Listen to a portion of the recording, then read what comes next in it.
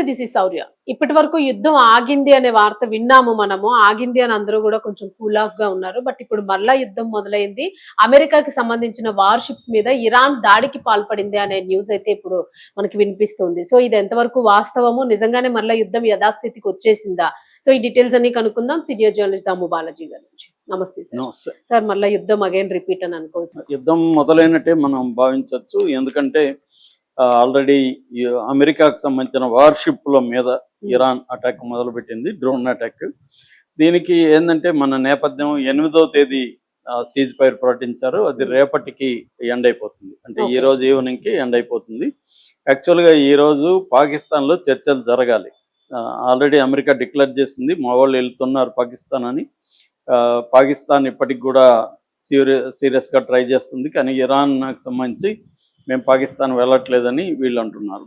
దీనికి ప్రధాన కారణం ఏంటంటే గత కొంతకాలంగా సీజ్ ఫైర్ మొదలయ్యి ఫస్ట్ చర్చలు ఫెయిల్ అయిన తర్వాత ట్రంప్ ఏం చేశాడంటే బ్లాకేడ్ విధించాడు. బ్లాకేడ్ అంటే అర్థం ఇరాన్ పోర్టులు అన్నిటినీ కూడా తన షిప్పులతో, అంటే దాదాపు 16 వార్ షిప్పులు, డెస్ట్రాయర్స్, తర్వాత ఎంపీబీఎస్ షిప్పులు, తర్వాత స్కైలో విమానాలు, గ్రౌండ్లో ఫోర్సెస్, ఇలాగా అన్ని వైపులా దిగ్బంధనం అయితే చేశాడు ట్రంప్. దీనివల్ల ఏమైందంటే ఈ దిగ్బంధనం వల్ల రోజుకి 4,000 కోట్ల రూపాయలు, మనకు రూపాయల్లో చెప్పాలంటే 4,000 కోట్ల రూపాయలు ఇరాన్కి లాస్ వస్తుంది. ఎందుకంటే ఇరాన్ నుంచి బయటికి వెళ్ళే ఆయిల్ ట్యాంకర్స్ కానీ, ఇరాన్కి వచ్చే వస్తువులు కానీ ఆగిపోయినాయి. దీనివల్ల ఇరాన్కి పెద్ద ఎత్తున లాస్ వస్తుంది. దీంతో ఇరాన్ సమయం బిగినింగ్లో పాటించింది. అయితే లెబనాన్తో కూడా సీజ్ ఫైర్ ఎప్పుడైతే ప్రకటించారో 10 రోజులు సీజ్ ఫైర్, ఇరాన్ ముందు నుంచి కూడా లెబనాన్లో కూడా సీజ్ ఫైర్ రావాలని ఇరాన్ కోరుకుంటుంది. కాబట్టి ఆ మేరకి వచ్చింది. కాబట్టి దానికి ప్రత్యరిగా ఇరాన్ ఏంటంటే హార్ముజ్ జలసంధిని ఓపెన్ చేస్తున్నాం అని చెప్పారు. దాంట్లో ఒక 20 షిప్పుల వరకు బయటికి వచ్చాయి. మనవి కూడా ఒక 2 షిప్పులు, ఒకటి కార్గోది ఒకటి ఆయిల్ది బయటకు వస్తుంది. మన షిప్పుల మీద ఇమ్మీడియట్గా మళ్ళీ అటాక్ చేశారు ఇరాన్ వాళ్ళు, కాల్పులు జరిపారు. దీనికి కారణం ఏంటంటే ఈ ట్రంప్ ఈ బ్లాకేడ్ని విధించి తన షిప్పుల మీద నిర్బంధం పెట్టాడు. కాబట్టి దానికి బదులుగా మేము చేస్తున్నాం అనేది ఇరాన్ ప్రకటించింది, ఆపేశారు. సో దాంతో మన వాళ్ళు కూడా అతని అంబాసిడర్ని పిలిచి, ఇరాన్ అంబాసిడర్ని పిలిచి ఒక రకం సీరియస్ గాని చెప్పారు. ఇట్లా మా షిప్పుల మీద అటాక్ చేయడం కరెక్ట్ కాదని సీరియస్ ఒక నిరసన అయితే ఇండియన్ గవర్నమెంట్ ఇరాన్ ప్రభుత్వం ముందు పెట్టింది. సో ఇప్పుడు ఏమైందంటే ఈ ఇరాన్కి సంబంధించి తౌష్కా అనే ఒక కార్గో ఇది షిప్ వెళ్తుంది. ఇది యాక్చువల్గా మలేషియా నుంచి బయలుదేరింది అనమాట. క్లాంగ్ పోర్ట్ అంటారు మలేషియాలో. మలేషియా పోర్ట్ నుంచి ఏప్రిల్ 12న బయలుదేరి ఇరాన్కి వస్తుంది కార్గో సరుకులు తీసుకొని. ఇప్పుడు దీని మీద అమెరికా షిప్పులు అటాక్ చేశాయి. స్ప్రియాన్స్ అంటారు, యుఎస్ఎస్ స్ప్రియాన్స్ అని, అది డెస్ట్రాయర్. ఈ డెస్ట్రాయర్ వచ్చి వాళ్ళు చెప్తున్నది ఏమంటే, ట్రంప్ కూడా దీన్ని ట్వీట్ పెట్టాడు.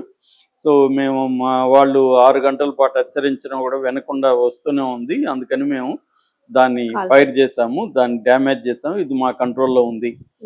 ఎందుకంటే మేము పెట్టిన బ్లాకేడ్ని ధిక్కరించి అది వస్తుంది కాబట్టి మేము కొట్టాము అనేది ట్రంప్ చెప్తున్నాడు. హార్మూజ్ వైపు వస్తుంది, హార్మూజ్ వైపుగా ఇరాన్ లెక్క వస్తుంది, ఇరాన్ పోర్ట్ లెక్క వస్తుంది. దీన్ని వీళ్ళు ఇప్పుడు ఆపేసి వాళ్ళ కంట్రోల్లో పెట్టుకున్నారు. ఇది క్లియర్ గా యుద్ధ చర్య, ఇది పైరసీ లాంటిది. ఎందుకంటే ఒక దేశ సార్వభౌమత్వ దేశానికి సంబంధించిన ఒక షిప్ని ఇంకొక దేశం అటాక్ చేసి పెట్టుకోవడం అంటే ఇది ఖచ్చితంగా యుద్ధం చర్య, సీజ్ ఫైర్ని బ్రేక్ చేసినట్టు అమెరికా. దీనికి మేము నిరసనగా మేము కూడా అటాక్ చేస్తామని ప్రకటించింది ఇరాన్. దానికి అనుగుణంగానే నిన్న యుద్ధ నౌకల మీద, అట్లాగే ఎంపీబీఎస్ షిప్పులు ఉన్నాయి, యుఎస్ఎస్ ట్రిపోలి అంటారు, వీటి మీద డ్రోన్ అటాక్ అయితే ఇరాన్ చేసింది. సో ఇరాన్ ప్రకటించింది కూడా, Iran media Tasnim news, Fars news ఇలాంటి వాళ్ళంతా కూడా ప్రకటించారు.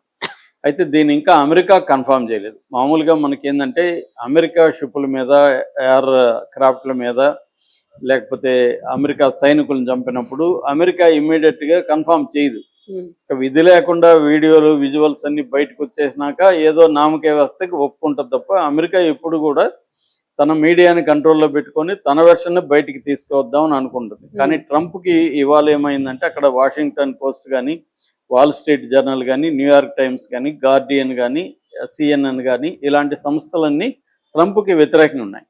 అందువల్ల ఈ ఇరాన్ వారిలో ఇప్పటి వరకు లేని ఒక స్పెషల్ ఏంటంటే, మామూలుగా అయితే అమెరికా మీడియా డామినేషన్ ఉంటుంది ప్రపంచవ్యాప్తంగా కాబట్టి అమెరికా నెరేటివే బయటకు వస్తుంది. ప్రతిపక్ష అమెరికాకు ఆపోజిట్గా ఉన్న వాళ్ళ నెరేటివ్ బయటికి రాదు. కానీ ఈసారి ఏమైంది, ఒకవైపు ఇరాన్ కూడా మీడియాని ఎఫెక్టివ్గా వాడింది, మరోవైపు ఇరాన్కి సపోర్ట్ చేసే ప్రపంచవ్యాప్తంగా మేధావులు కావచ్చు, సోషల్ మీడియా యాక్టివిస్టులు కావచ్చు, వీళ్ళు కూడా బలంగా ఇరాన్ వైపు ఉన్న స్టోరీని బలంగా నెరేటివ్ని బలంగా తీసుకొచ్చారు. మరోవైపు నేను ఇందాక చెప్పిన మీడియా సంస్థలు అమెరికాలోనే ఇరాన్ వెర్షన్ కూడా బలంగా వాళ్ళు తీసుకొచ్చారు. అందుకని ప్రతి పోస్ట్లోనూ ప్రతి ప్రెస్ మీట్లోనూ ట్రంప్ ద్రోహులు వీళ్ళు అని మాట్లాడుతున్నాడు. దేశ ద్రోహులని ఎవరు, ఈ మీడియా సంస్థల్ని, ఫేక్ న్యూస్లని వాళ్ళని తిడుతున్నాడు. నిన్న కూడా ఫేక్ న్యూస్లు వీళ్ళని తిట్టాడు. అంటే ట్రంప్ చెప్పే అబద్ధాలకి తాళం వేయాలి. ట్రంప్ ఏంటంటే అతని ముందు నుంచి కూడా నేచర్ ఏంటంటే నోటికి వచ్చిన అబద్ధాలు చెప్పేస్తాడు. ఇరాన్ లొంగిపోయింది అన్నాడు, ఇరాన్ కాళ్ళబేరానికి వచ్చింది, ఇరాన్ బెగ్గింగ్ ఫర్ టాక్స్ అన్నాడు మొన్న కూడా 2 రోజుల ముందు.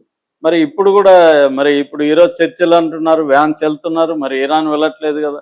బెగ్గింగ్ ఫర్ టాక్స్ అయితే ఎందుకు ఇరాన్ అటాక్ చేస్తుంది షిప్పుల మీద?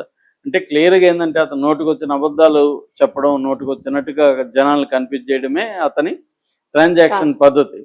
దాన్ని ఇరాన్ బ్రేక్ చేసింది.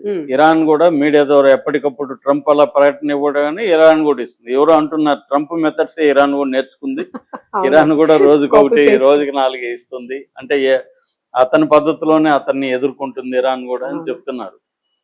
సో ఆ రకంగా ఇప్పుడు అటాక్ జరిగింది కాబట్టి మరి చర్చలు ఈరోజు లేకపోతే మాత్రం రేపటికి అయిపోతుంది. ఆల్రెడీ ట్రంప్ నేను సీజ్ ఫైర్ని కంటిన్యూ చేయను అంటున్నాడు.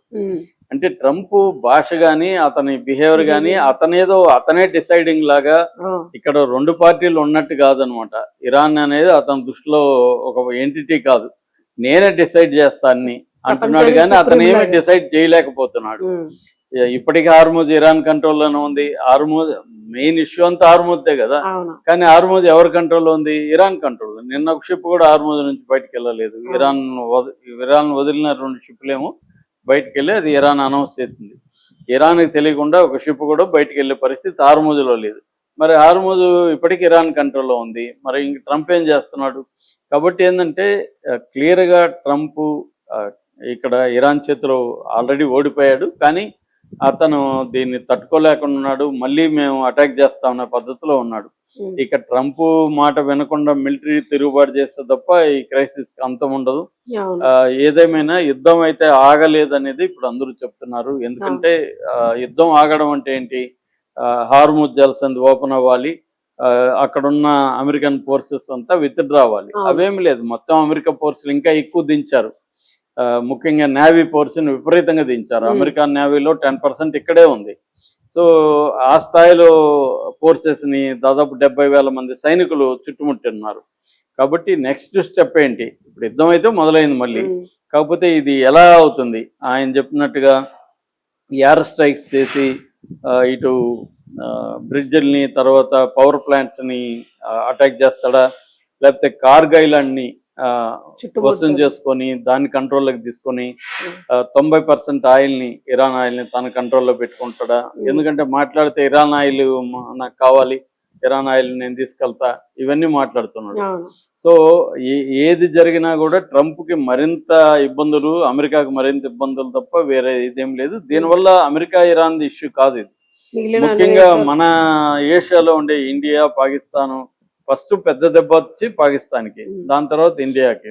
ఇండియా ఆల్రెడీ దెబ్బ తగిలింది. ఇప్పుడు ఎలక్షన్ల కోసం వెయిటింగ్. ఎలక్షన్లు కంప్లీట్ అవగానే డీజిల్ పెట్రోల్ ఖచ్చితంగా మినిమం 10 రూపాయల పైన పెంచేసే అవకాశాలు అయితే కనిపిస్తున్నాయి. అట్లాగే రేషన్ కూడా పెట్టే అవకాశాలు కనిపిస్తున్నాయి. అట్లాగే గ్యాస్ అయితే మనకి ఆల్రెడీ క్రైసిస్ స్టార్ట్ అయిపోయింది. నిన్న కూడా నేను చూస్తే 2 కిలోమీటర్ల పొడవున ఆటోలు ఉన్నాయి గ్యాస్. సో అలాగా ఉంది పరిస్థితి. కాబట్టి యుద్ధం మళ్ళీ మొదలైంది. సో దీని ఎఫెక్ట్ మళ్ళీ ఎలా ఉంటుంది అనేది చూడాలి. Right, thank you sir.